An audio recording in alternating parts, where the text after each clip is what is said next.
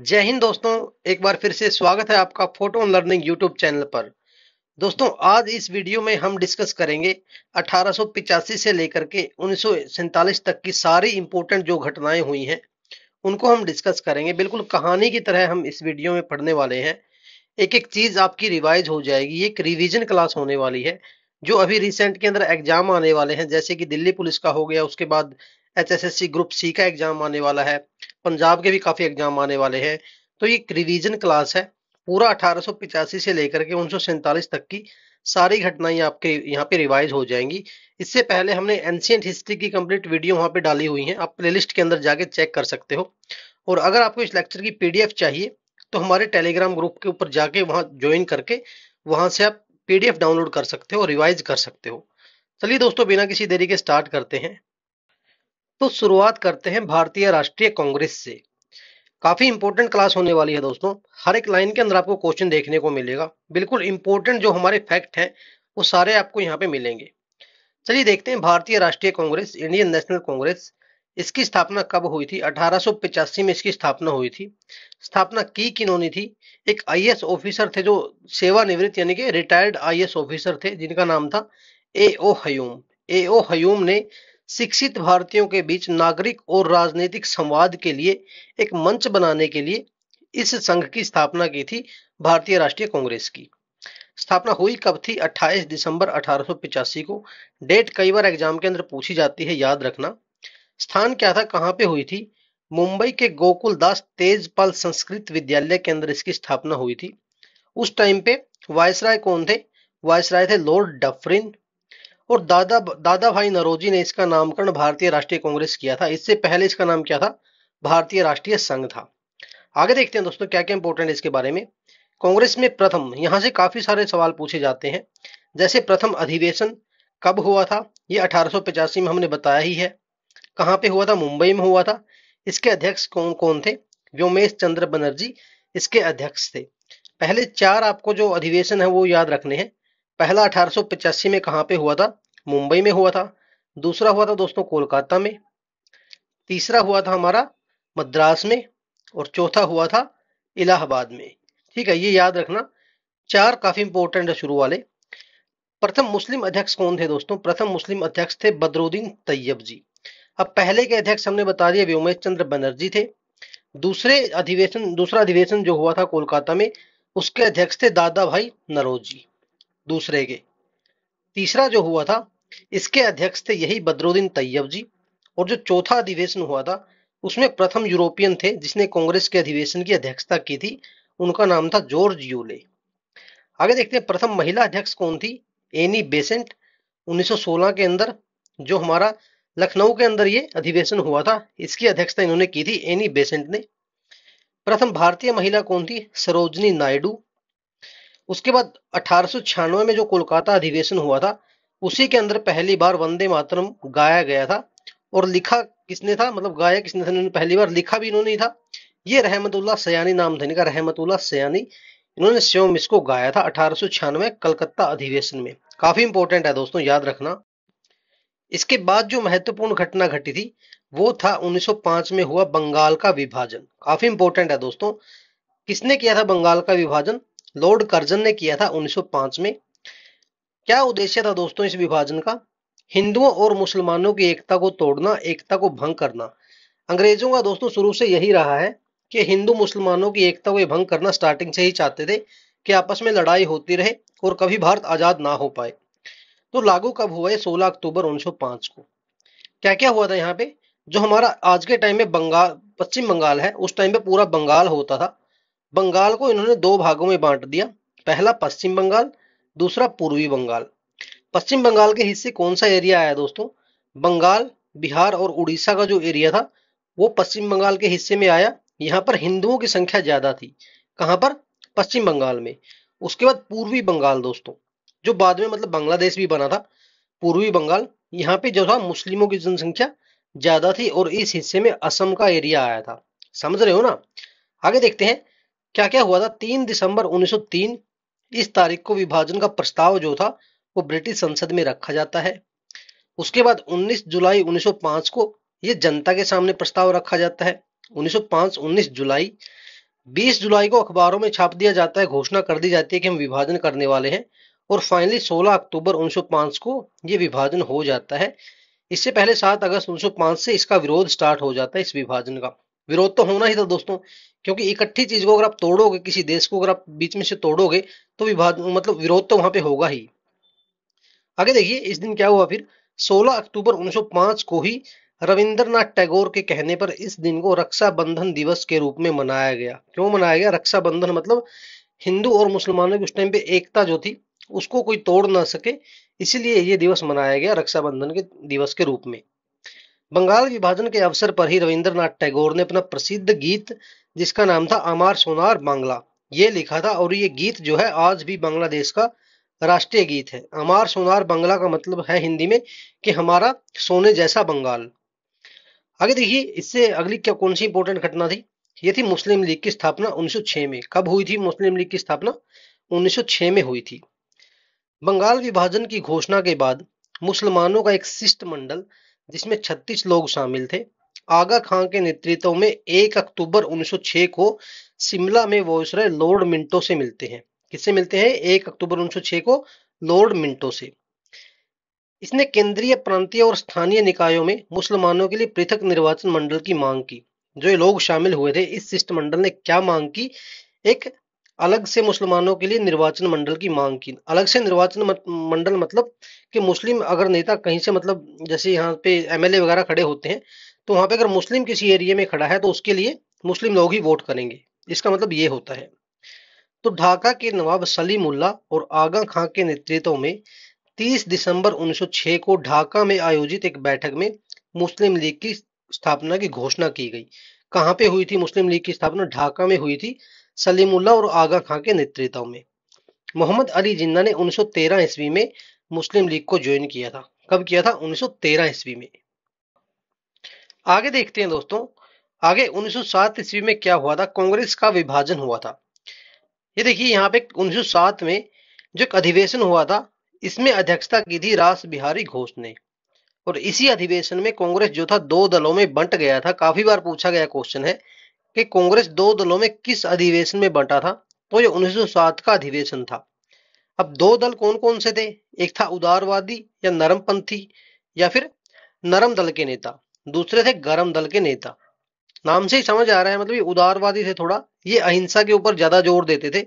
और जो गरम दल के नेता थे, इसमें थोड़े युवा पीढ़ी के नौजवान व्यक्ति थे, ये थोड़ा गरम मिजाज के थे मतलब के। अब नरम दल के मेन मेन जो नेता थे वो कौन कौन से थे? दादा भाई नरोजी, फिरोज शाह मेहता, बदरुद्दीन तैयबजी, गोपाल कृष्ण गोखले, सुरेंद्रनाथ बनर्जी, रास बिहारी घोष और मनमोहन घोष। इनमें से 4-5 नाम आप याद रख लेना। ठीक है, कई बार पूछ लेते हैं कि इनमें से कौन सा नरम दल का नेता था। आगे गरम दल के नेता कौन कौन से थे? बाल गंगाधर तिलक, लाला लाजपत राय, विपिन चंद्र पॉल और अरविंद घोष। इन तीनों को दोस्तों लाल बाल पाल के भी नाम से जाना जाता है। जैसे लाल लाल से मतलब लाला लाजपत राय, बाल से बाल गंगाधर तिलक और पाल से विपिन चंद्र पॉल। तो ये गरम दल के नेता थे। उसके बाद 1908 में एक घटना और घटी थी। यहाँ पे क्या हुआ था? जो खुदीराम बोस थे, शहीद खुदीराम बोस, इनको फांसी की सजा सुनाई गई थी। शहीद खुदीराम बोस भारत में ब्रिटिश शासन का विरोध करने वाले सबसे युवा क्रांतिकारी स्वतंत्रता सेनानी थे। इनका जन्म 3 दिसंबर 1889 को पश्चिम बंगाल के मिदनापुर जिले में हुआ था। मुजफ्फरपुर के जज थे उस टाइम पे किंग्सफोर्ड। उनको मारने की साजिश के आरोप में ही खुदीराम बोस को मुजफ्फरपुर जेल भेजा गया। 11 अगस्त 1908 को केवल 18 साल की उम्र में ही इन्हें फांसी पर लटका दिया जाता है, जिसने उन्हें भारतीय स्वतंत्रता आंदोलन का सबसे कम उम्र का शहीद बना दिया था। मतलब काफी, आप सोच सकते हो दोस्तों, केवल 18 साल का था उस टाइम पे। आज के टाइम में 18 साल का व्यक्ति जो होता है वो +2 करके 12th करके बाहर निकलता है। और उस टाइम पे सबसे बड़े क्रांतिकारी में इनका नाम आता था खुदीराम बोस जी का। आगे दोस्तों क्या हुआ? 1911 में जो बंगाल विभाजन था उसको रद्द कर दिया गया। जब जॉर्ज पंचम आए थे, दिल्ली दरबार सजाया गया था, तो उसी टाइम पे 1911 में बंगाल विभाजन रद्द कर दिया गया था। लेकिन इसका कोई फायदा नहीं हुआ, क्योंकि 1905 के बाद 11 में 6 साल में तो बहुत सारे मतलब विवाद खड़े हो गए थे हिंदू और मुसलमानों के बीच में। अब आगे देखिए 1913 में क्या हुआ। 1913 में गदर पार्टी की स्थापना हुई। गदर पार्टी भारत में ब्रिटिश शासन को समाप्त करने के लिए भारतीयों द्वारा आयोजित एक अंतरराष्ट्रीय राजनीतिक आंदोलन था। अंतरराष्ट्रीय मतलब देश के बाहर इसकी स्थापना की गई थी। देश के बाहर जो थोड़े अमीर लोग रहते थे वो पैसा वगैरह फंड फंड वगैरह भारत में भेजते थे ताकि आंदोलन बना रहे। इसका मुख्यालय सेंट फ्रांसिस्को में था और इसकी स्थापना लाला हरदयाल और सोहन सिंह भागना ने की थी। नाम ध्यान रखना दोस्तों, लाला हरदयाल और सोहन सिंह भागना। 1914 में क्या हुआ, प्रथम विश्व युद्ध स्टार्ट हो गया था। 1914 से 1918 तक ये विश्व युद्ध चला था। अब डिटेल में पढ़ना है दोस्तों तो आप पढ़ सकते हैं, हमारी वीडियो पढ़ी है सारी, लेकिन हम यहाँ पे सिर्फ रिवीजन कर रहे हैं, इसलिए सिर्फ डेट आपको बता रहे हैं और इंपॉर्टेंट जो घटनाएं घटी थी उनके बारे में बता रहे हैं। वैसे इस युद्ध में काफी सारे देशों ने भाग लिया था, ऑस्ट्रिया, जर्मनी, ब्रिटेन वगैरह। ओटोमन साम्राज्य उस टाइम पे था। वीडियो काफी लंबी हो जाएगा अगर बिल्कुल डिटेल में जाएंगे तो 1915 में क्या हुआ, गांधी जी का दक्षिण अफ्रीका से भारत आगमन हुआ 1915। ठीक है, तो 1915 में गांधी जी आ जाते हैं दक्षिण अफ्रीका, जब वो लॉ की स्टडी करने वहां पे गए थे। 1915 में उनकी वापसी होती है और जब वो आए थे तो उसको प्रवासी दिवस के नाम से भारत के अंदर मनाया जाता है 15 जनवरी को। आगे देखिए 1916 में क्या हुआ, लखनऊ समझौता हुआ। लखनऊ के अंदर अधिवेशन हुआ था कांग्रेस का। इसके अंदर क्या समझौता हुआ, जो नरम दल थे और गरम दल थे उनका एकीकरण हो गया, आपस में दोनों मिल गए। पहले विवाद था इनके बीच में। अब इसकी अध्यक्षता किसने की थी, ये भी क्वेश्चन पूछा जाता है। अंबिका चरण मजूमदार ने, अंबिका चरण मजूमदार ने इसकी अध्यक्षता की थी 1916 का जो अधिवेशन हुआ था। साथ ही साथ कांग्रेस और मुस्लिम लीग के बीच भी यहाँ पे समझौता हो गया था। आगे दोस्तों क्या हुआ, 1916 में ही होम रूल लीग आंदोलन चला था। ये दो व्यक्तियों ने चलाया था मिलकर। एक तो एनी बेसेंट थी, आयरिश लेडी थी, ये आयरलैंड से आई थी। इन्होंने मद्रास में होम रूल लीग की स्थापना की थी। और जो बाल गंगाधर तिलक थे, इन्होंने पुणे में होम रूल लीग की स्थापना की थी। पुणे होम रूल लीग, और जो मद्रास में की थी वो एनी बेसेंट ने की थी। यह प्रथम विश्व युद्ध के समय प्रथम भारतीय प्रतिक्रिया थी जो आयरिश होम रूल लीग से प्रेरित थी। आयरलैंड में भी एक होम रूल लीग चली थी, उसी से प्रेरित था ये भारत का होम रूल लीग आंदोलन। इस आंदोलन का उद्देश्य क्या था, राजनीतिक शिक्षा और सार्वजनिक बैठकों के माध्यम से स्वशासन प्राप्त करना। मतलब लोगों को शिक्षित करना, लोगों को जागरूक करना, सार्वजनिक बैठकें करना, उसके माध्यम से अपना शासन अपने हाथ में लेना, खुद के हाथों में। आगे आता दोस्तों, गांधी जी के द्वारा पहला आंदोलन कौन सा किया गया था, ये चंपारण आंदोलन 1917 में जो हुआ था। क्या घटना घटी थी कि 1917 में चंपारण जो बिहार के अंदर पड़ता है, यह के एक स्थानीय नेता होते हैं जिनका नाम था राजकुमार शुक्ला। वह गांधी जी से मिले और चंपारण की स्थिति के बारे में बताया और वहां की तीन कठिया प्रणाली के बारे में गांधी जी को जानकारी दी। तीन कठिया प्रणाली क्या होती है दोस्तों, उस टाइम पे 19वीं शताब्दी के आरंभ में जो अंग्रेज बागान मालिक थे, उन्होंने किसानों से यह करार करा लिया था कि वह अपनी भूमि के 3/20 हिस्से में नील की खेती तो अवश्य करेंगे ही करेंगे। अगर आपके पास 20 बीघा जमीन है तो उसमें से आप 3 बीघा जमीन के ऊपर नील की खेती करोगे। इसी को तीन कठिया प्रणाली कहा जाता था। इससे होता क्या था दोस्तों, जो जमीन की फर्टिलाइज जो उसकी क्षमता होती थी, उर्वरक क्षमता होती थी, वो खत्म हो जाती थी जमीन की। ये अच्छा नहीं होता, नील की खेती अच्छी नहीं मानी जाती जमीन के लिए। इसके बाद गांधी जी द्वारा चंपारण में आंदोलन शुरू किया गया और इसी सत्याग्रह के बाद रविंद्रनाथ टैगोर ने गांधी जी को महात्मा की उपाधि दी थी। तो महात्मा की उपाधि किसने दी थी गांधी जी को, रविंद्रनाथ टैगोर ने। आगे दोस्तों क्या हुआ, 1918 में अहमदाबाद मिल मजदूर आंदोलन हुआ। 17 के बाद 18 में यहाँ पे क्या घटना हुई थी कि जो वहां पे कपड़ा मिल होती थी, अभी भी मतलब अहमदाबाद में बहुत सारी टेक्सटाइल इंडस्ट्री है, उस टाइम पे भी ऐसा होता था। तो वहां के मजदूरों से वो मिले, उनकी समस्या को समझा। तो वहां पे क्या समस्या थी, यह जो विवाद था वो प्लेग को लेकर था, प्लेग बोनस को लेकर के। प्लेग एक बीमारी है दोस्तों जो उस टाइम पे काफी फैली थी। जब प्लेग की समाप्ति हुई तो मिल मालिक बोनस को समाप्त करना चाहते थे। मतलब जैसे ही प्लेग खत्म हुआ तो वहां पे मालिकों ने क्या बोल दिया कि अब हम बोनस भी नहीं देंगे। तब मजदूरों के साथ मिलकर गांधी जी ने इसका विरोध किया था और वहां पर वो हड़ताल पर बैठ गए थे। इसके बाद क्या हुआ, खेड़ा आंदोलन 1918 में। तो यहाँ पे दोस्तों किसानों की समस्या थी कि इसी वर्ष 1918 में ही गांधी जी खेड़ा गुजरात में हो रहे किसानों के साथ अत्याचार के विरुद्ध अंग्रेजों के खिलाफ खड़े हुए। अब यहाँ पे क्या दिक्कत थी, यहाँ पर किसानों की फसलें नष्ट हो जाने के बाद भी उनसे करों की वसूली की जा रही थी। यानी कि फसल अगर बर्बाद हो जाती थी तब भी उनसे टैक्स लिया जाता था। गांधी जी ने किसानों को लगान न देने के लिए कहा और बाद में यह निष्कर्ष निकला कि लगान माफ करना पड़ा। तो ये आंदोलन भी उनका सफल रहा। उसके बाद आता है दोस्तों काफी इंपॉर्टेंट जो घटना हुई थी 1919 में, रोलट एक्ट लागू कर दिया था अंग्रेजों के द्वारा। रोल जब 1918 में प्रथम विश्व युद्ध समाप्त हो गया था, तो उसके बाद ही 1919 में अंग्रेजों द्वारा रोलेट एक्ट को भारत में लागू किया गया। ये एक्ट क्या था दोस्तों? इसमें बिना अपील, बिना वकील और बिना दलील, मतलब शक के बिहाफ पे ही अगर किसी के ऊपर शक होता या बिना शक के भी लोगों को गिरफ्तार किया जाने लगा था। परंतु उस एक्ट में भारतीयों के लिए कोई अच्छी बात नहीं थी, जैसा गांधी जी और भारत के लोग सोच रहे थे। मतलब कब सोच रहे थे? 1914 में जो प्रथम विश्व युद्ध स्टार्ट हुआ था, इसमें गांधी जी के कहने पर ही भारतीयों ने अंग्रेजों का साथ दिया था। क्यों? गांधी जी ये सोच रहे थे कि ऐसा करने से ये हमारे पक्ष में आ जाएंगे, हमारे लिए कुछ काम वगैरह करेंगे। ठीक है, लेकिन ऐसा कुछ नहीं हुआ। तो गांधी जी ने विश्व युद्ध में अंग्रेजों की मदद के लिए अंग्रेजी सेना में भर्ती होने का प्रोत्साहन दिया था भारतीयों को, ताकि विश्व युद्ध के बाद अंग्रेज भारत के लिए कुछ अच्छे कदम उठाएंगे, पर ऐसा कुछ नहीं हुआ। इसके बाद क्या होता है दोस्तों? जलियांवाला बाग नरसंहार जो 1919 में होता है, काफी दुख भरी घटना एक घटती है कि पंजाब के दो लोकप्रिय नेता थे, डॉक्टर सत्यपाल और डॉक्टर सैफुद्दीन किचलू। नाम ध्यान ध्यान रखना दोस्तों, इनका नाम पूछा जाता है बार बार। डॉक्टर सत्यपाल और डॉक्टर सैफुद्दीन किचलू, इनकी गिरफ्तारी हो जाती है, और गिरफ्तारी के बाद जनता में आक्रोश काफी तेज हो जाता है। कई जगहों पर हिंसाएं होती हैं। अमृतसर शहर में 13 अप्रैल 1919, डेट याद रखना दोस्तों, 13 अप्रैल 1919 को शाम 5 बजे जलियांवाला बाग में विशाल सभा में रोलेट एक्ट और डॉक्टर सतपाल आदि के बारे में भाषण चल रहा होता है। लोग रोलेट एक्ट के बारे में बातें कर रहे होते हैं, डॉक्टर सतपाल और जो सैफुद्दीन किचलू थे, इनके बारे में बातें कर रहे होते हैं। तभी सेना के अधिकारी उस टाइम पे जो थे, ब्रिगेडियर डायर जनरल डायर ने क्या किया? अपनी फौज को आदेश दे दिया और निहत्थी, मतलब बेकसूर भीड़ पर गोली चलाने का वहां पे आदेश दे दिया। इस घटना कांड में लगभग 1500 लोग मारे गए थे। काफी दर्दनाक ये घटना ही दोस्तों, बिल्कुल दरवाजा बंद करके चारों तरफ से गोलियां चल रही थी, भागने का कोई रास्ता नहीं था। कहा जाता है कि वहां पे कुआं था, लोग अपनी जान बचाने के लिए कुएं में ही कूद पड़े थे। तो 1500 लोगों की वहां पे मौत हो गई थी, लेकिन कागजों में क्या लिखा गया है कि 1200 लोग घायल हुए थे और 380 लोगों की वहां पे डेथ हुई थी।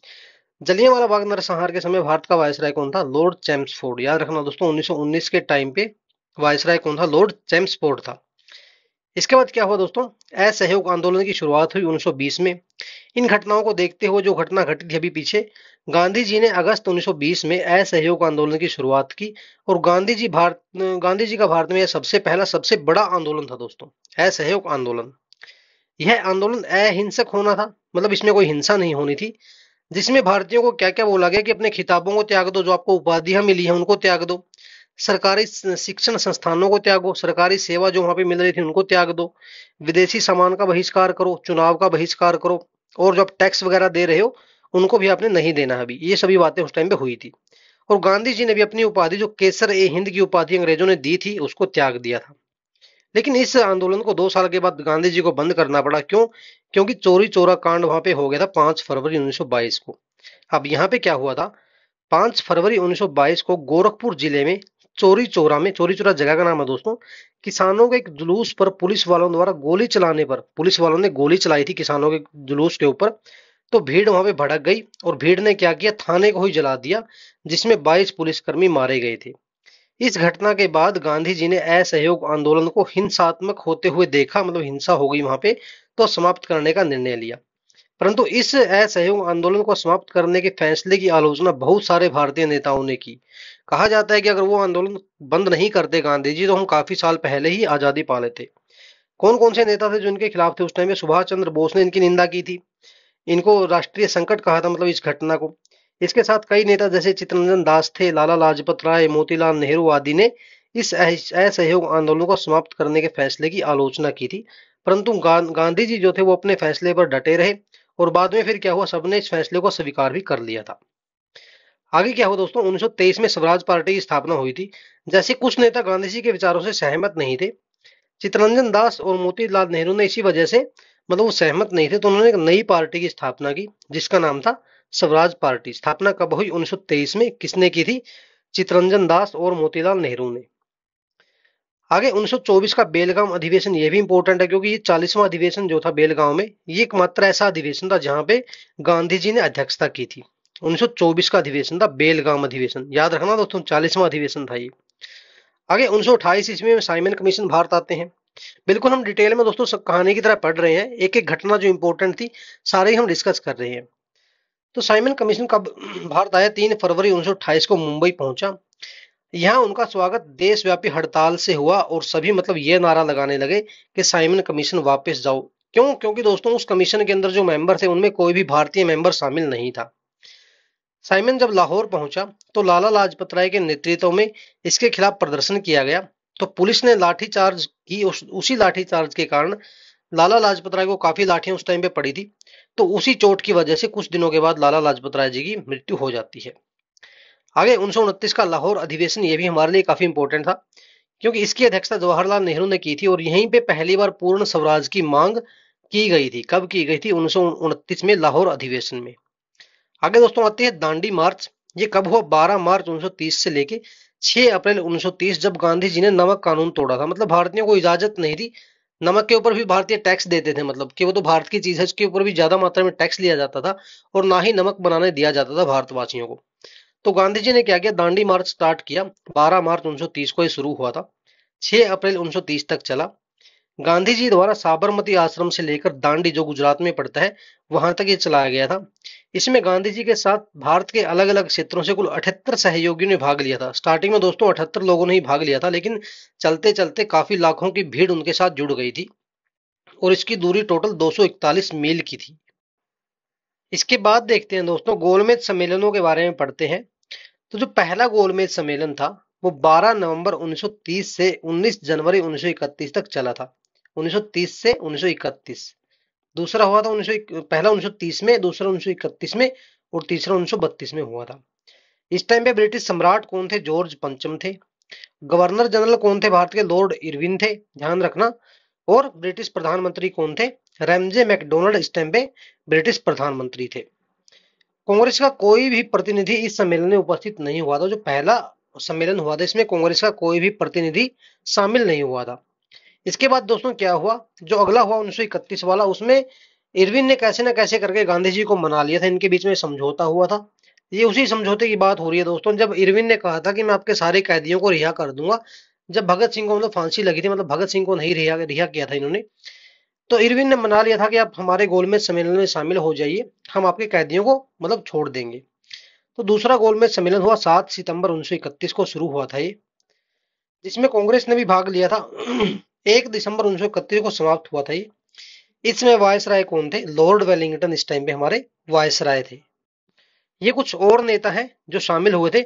सरोजनी नायडू, मदन मोहन मालवीय, डॉक्टर भीमराव अंबेडकर, आगा खान, मौलाना शौकत अली और मोहम्मद अली जिन्ना, ये भी दूसरे गोलमेज सम्मेलन में शामिल हुए थे। उसके बाद काफी इंपॉर्टेंट दोस्तों, पूना पैक्ट।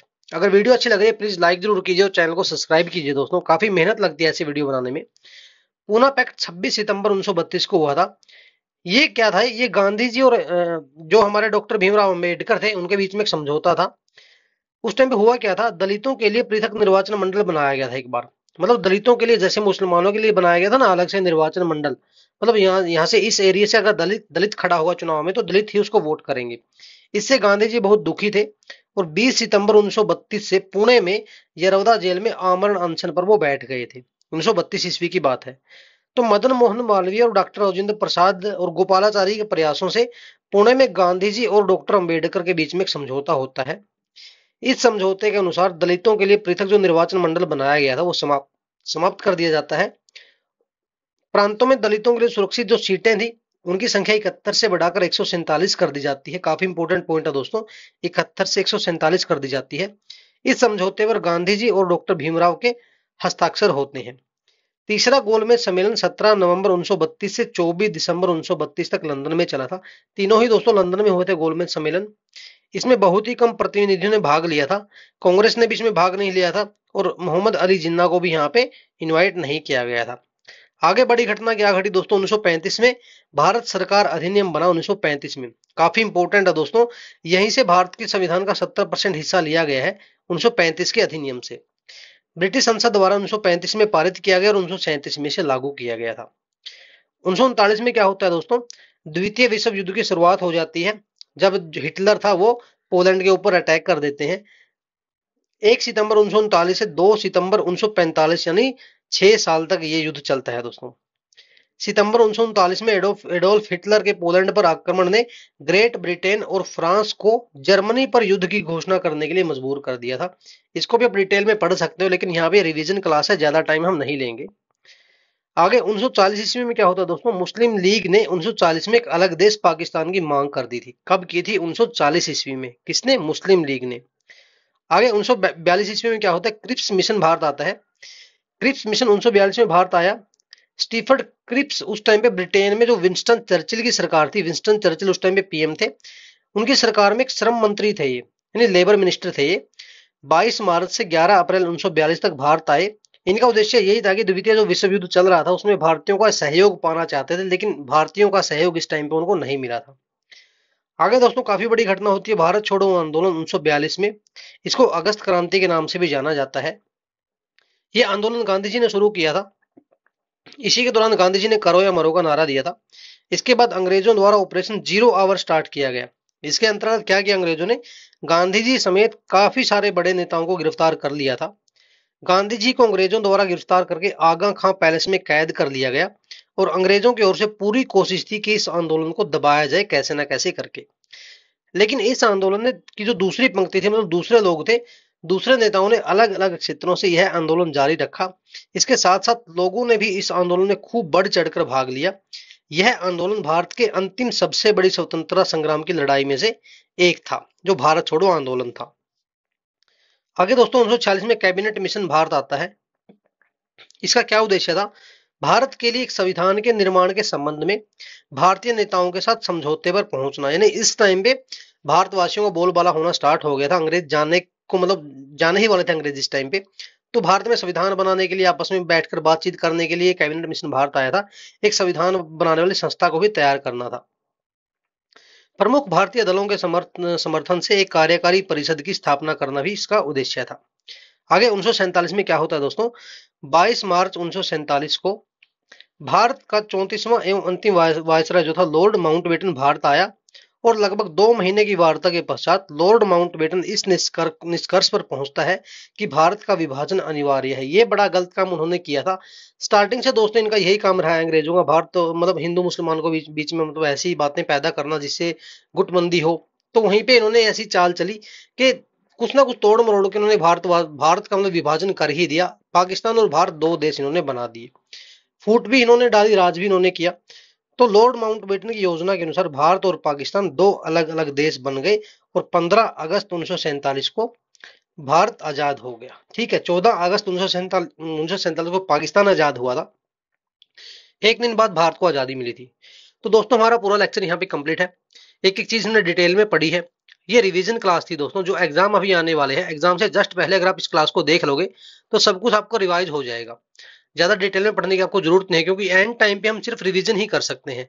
अगर डिटेल में पढ़नी है, हमारी सारी प्लेलिस्ट वहां पे आप चेक कर सकते हो, सारा डिटेल में भी हमने पढ़ा रखा है। तो ठीक है दोस्तों, मिलते हैं अगली वीडियो में, जुड़े रहिए। अगर वीडियो अच्छी लगी प्लीज चैनल को सब्सक्राइब जरूर कीजिए। थैंक यू दोस्तों।